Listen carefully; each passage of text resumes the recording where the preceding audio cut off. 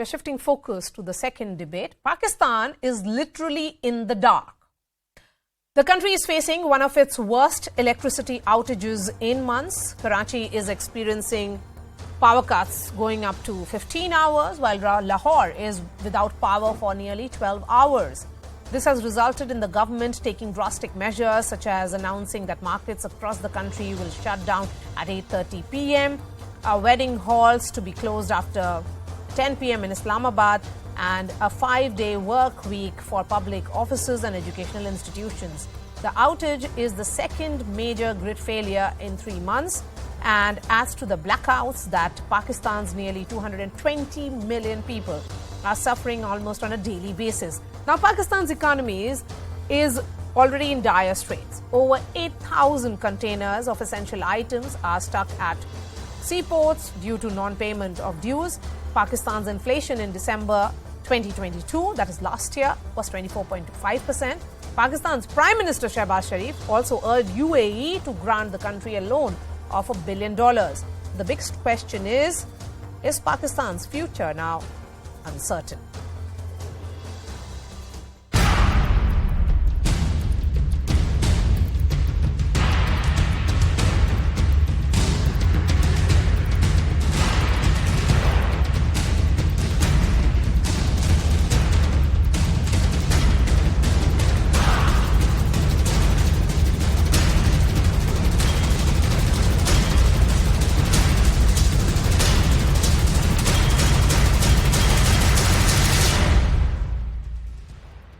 मैंने फिर आखिरी वक्त फैसला किया और हिम्मत बांधी कि मैं उनसे मजीद मांगू।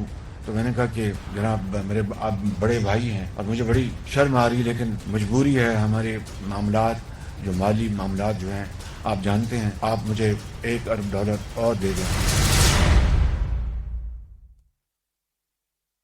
So with an uncertain future, what can Pakistan do out of it, and how should India be viewing this crisis, economic crisis in Pakistan? Sushant Sareen, Senior Fellow ORF, Qamar Chima, Strategic and Political Analyst. We also have Priti Upadhyay, VP and founder of Indus Tech Council. I'm going to begin with you, Sushant Sareen. Pakistan is in dark in all possible ways, and then they are continuing with their tirade against India. What is happening in Jammu and Kashmir? Yeah, I think that's a deflective kind of a thing to divert attention from the mess they are in. And the mess that they are in it's not just, the kind of economic and political and security crisis they face. I think the bigger problem, much more than the crisis, is that nobody has any idea how to solve it. Nobody has any solution to what is happening. If you hear the kind of stuff which is said in the public domain, the kind of solutions which are forwarded, they are utterly bizarre and bordering on the crazy. So to my mind, I think the bigger problem is that. And whatever, whatever they are looking forward to, whatever is the roadmap to try and avoid default, probably only postpones the inevitability of bankruptcy. Okay. I don't think it removes the imminence of bankruptcy completely. If it does not happen right now, it'll happen 3-6 months from now, because the problems are actually structural and systemic. And like I said, they have absolutely no answers, not even the recognition on how to solve those problems. Okay. Then in that case, Ms. Upadhyay, is Pakistan going the Sri Lanka way? Or will the crisis in Pakistan be worse than how it played out in Sri Lanka? Well, hi, firstly, thanks for having me here. And first, right off the bat, I mean, my heart goes out to all the people in Pakistan that are struggling. I know Mr. Qamar Chima, he hails from Pakistan. So, my heart really goes out to you guys. It's absolutely terrible what's happening, but in many cases, you could see this headwinds this way for years now. The rising debt and all of that has been just compounded by COVID and rising inflation, oil prices. So, a default, as Mr. Serene said, does look imminent, if not now, but later. It's more about if not when. Even if you, try and refinance it, I mean, what are you going to do? The reserves are going down just trying to pay out China. So it's definitely concerning, and more for India, I guess. It's both an opportunity and, of course, our hearts bleed, and also raises some concerns. Opportunity because I think this is a window where there are the domestic headwinds in China, in Pakistan, where we have a strategic window to make some moves right here. There's going to be some silence and stability, or rather status quo, locked in on the LOC and LAC. But of course, we also have to be, as much as US, as much as India and Pakistan have been hyphenated, Pakistan is our neighbor. We cannot ignore whatever is happening there. So we do have to be I can see that perhaps well. There is some electricity in your house. How bad is the situation on ground? And do people in Pakistan feel that the Prime Minister has a solution, or will he be continuing to, talk the way he is, where it's appearing to be a picture of utter helplessness and hopelessness? Well, I think there are a few angles to look at that. Technically, if we look at things... okay, let's have Sushant Sareen and Kamal Chima on the screen now, please. Go ahead. Yeah, technically, if we look at Pakistan, I think there is a default-like situation, obviously, because government has been trying to roll over the loans of the Saudi Arabia, UAE, China, and many other multilateral institutions. This is the one thing. The second thing is that what Pakistan is needed at the moment, that is needed a political stability. So we have moved towards in the two biggest provinces having the caretaker setups, and we are going for elections in next 90 days maybe. So that is further taking us into the deeper political uncertainty. Whereas the resignations of the Imran Khan's party have been accepted in the National Assembly. All what matters is the political stability. The Pakistan needs political stability. The markets work on sentiments. The situation is jittery. We understand that. But if there are not good sentiments coming out of the political class, from the political institutions, from the top political leadership, things are not going to be resolved. And right now, since Pakistan has agreed to the IMF, that is a window of hope. And we believe that the exchange rate will be better when the money will flow. The other lenders will come up, like the Saudi Arabia, UAE, the Asian Development Bank. They are going to give all that money which is due. And things will be fine. But what is important, other than the loans which are coming from the UAE, Saudi Arabia, IMF, these are separate. So what about China? The sentiments, the all-weather friend of Pakistan. Yeah, obviously, the Chinese have been rolling over loans for long. I think recently when Prime Minister visited China, they rolled over a few loans. I think if I don't remember properly, it was about $6 billion, something like that. So they have been rolling over loans. But unfortunately, I just read a news today that government is left just with $4.1 billion of the foreign exchange reserve. Even yet, Pakistan is paying $500 million to the Chinese, which that is exactly my question to Sushant Sareen. Sushant Sareen, this is similar to that debt trap that we keep talking about in the context of Sri Lanka. Pakistan seemed to be, being duped by its own friend. No, I don't think they've been duped by anybody. They have gone into it with their eyes open. And they actually said that what they are going in for is going to change their destiny, change the face of the world, put Pakistan in the center of the world. Pakistan will become the new Switzerland, and I don't know what all it was going to become. Now, if they were deluding themselves, I don't think you can blame the Chinese for it. The Chinese terms and conditions were pretty transparent, at least for the Pakistanis, if not for the world. The Pakistanis knew what they were getting into. So don't blame it on the Chinese. The second thing is, yes, Mr. Chima is right partly that the political uncertainty is only exacerbating the problems. But, even if the political uncertainty was to end tomorrow, there are very, very tough economic decisions beyond what the IMF is telling you to do. If you really want to come back to a sustainable, on a sustainable track and become a viable state. The state as it is structured is not going to be viable. I'll give you just one small example. Just yesterday, they again raised the rate of interest by 1%. Do you know, if you start doing the math properly, And the way the inflation is rising, maybe interest rates might go up by another 100 or maybe 200 basis points over the next couple of months. If something like that was to happen, the entire revenue of the federal government will just go into debt servicing. That means the entire government, defense, civil administration, pensions, the works is going to be met from debt.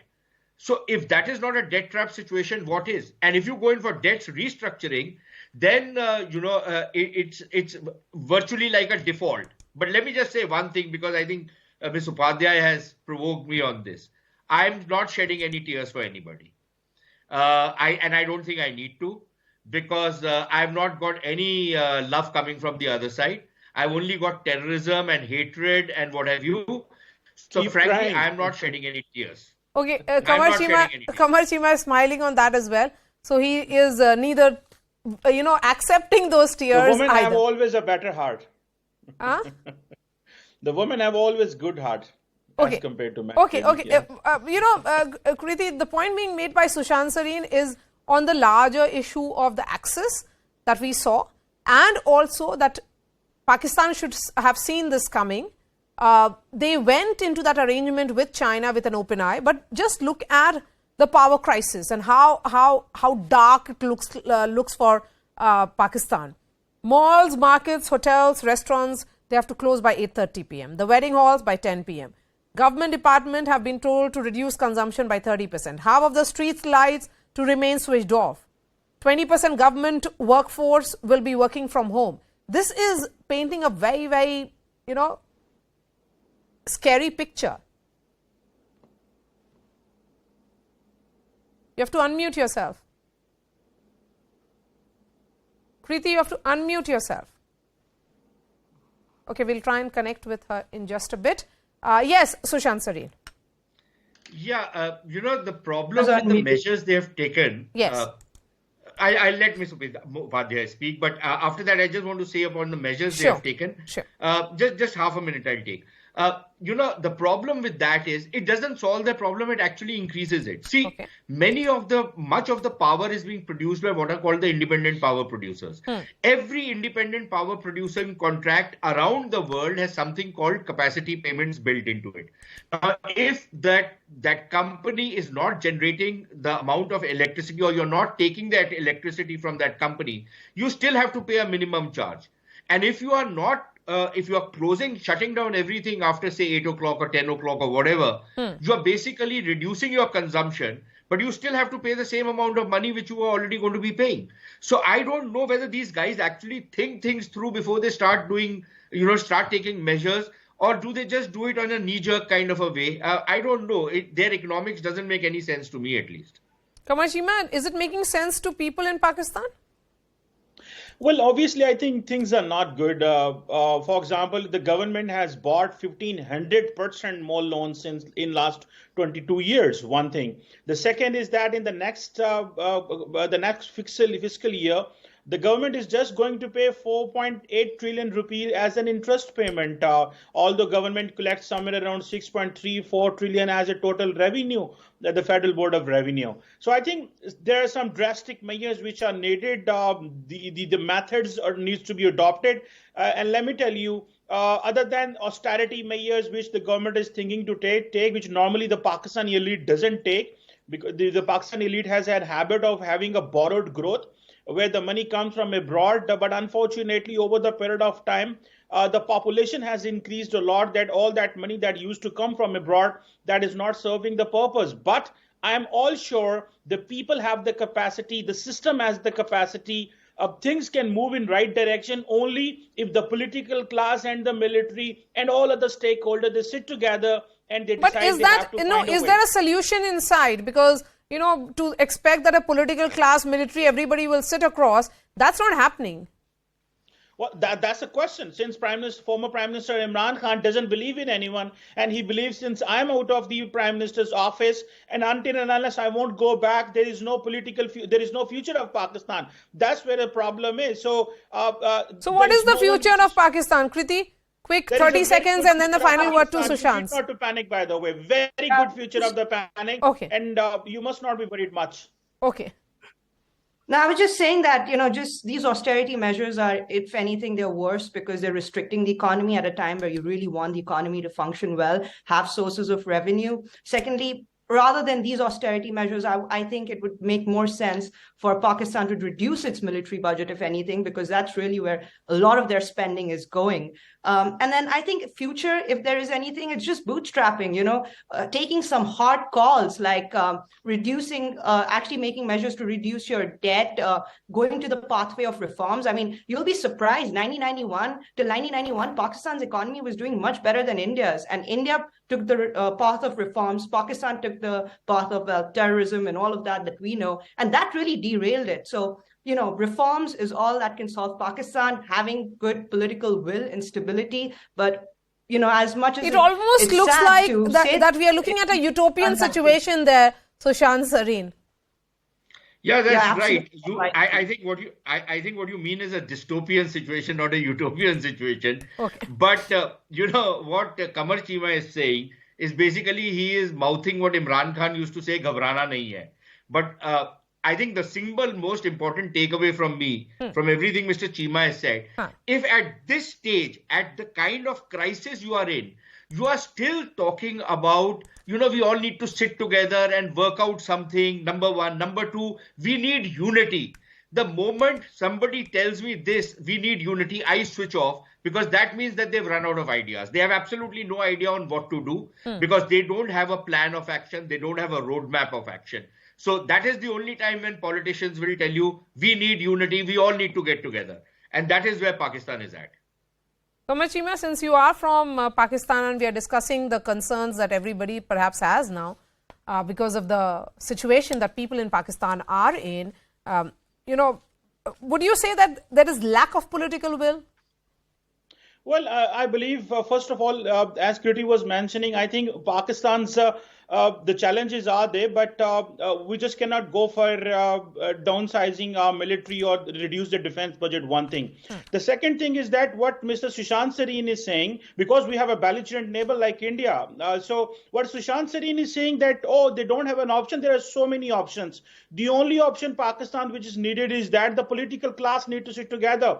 When Imran Khan as a prime minister and as an opposition leader doesn't want to sit with anyone, and he's the popular leader as well. So then are you saying that Pakistan should have another coup where Imran Khan should return? There is no coup. There is no need of coup because this is the military which is supporting the democratic process so that they can perform better. Even the previous military establishment was supporting Imran Khan. That is why it was called as a hybrid regime. We are calling this as a hybrid regime 2.0. All right, Qamar Cheema. The military is still supporting Let's the see government. how events pan out in your country. Thank better. you so much for your time, Sushant Sareen and Kriti as well. That story on News18.com. That's all from me. Thanks so much for watching.